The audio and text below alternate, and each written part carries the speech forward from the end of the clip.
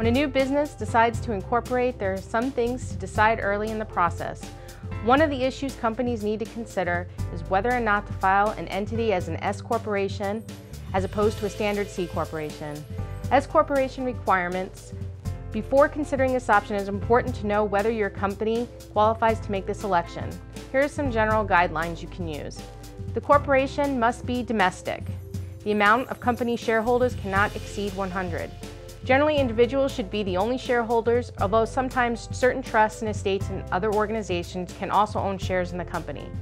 Shareholders must also be U.S. residents, and certain business types such as financial institutions are not allowed to use this classification. Why file an S corporation to begin with?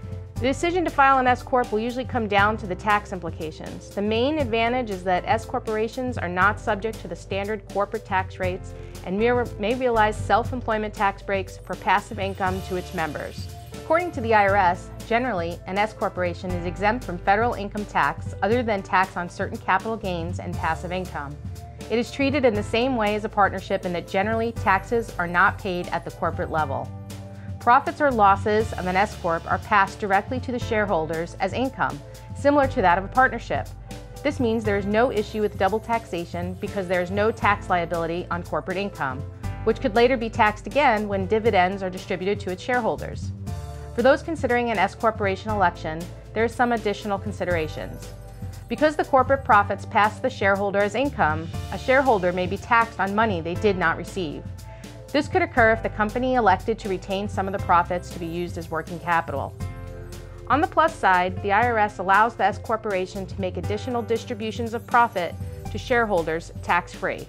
It is important to note, however, that this cannot be used as a mechanism to avoid the income tax liability the company officers should incur for the work they did during that tax year. In other words, the IRS expects the S corporation to pay out a reasonable salary to officers that are actively involved in the company's operations. To avoid trouble in this area, salaries should be determined using comparable wage comparisons with similar industry positions.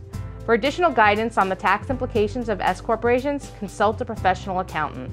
Stay tuned for more great information.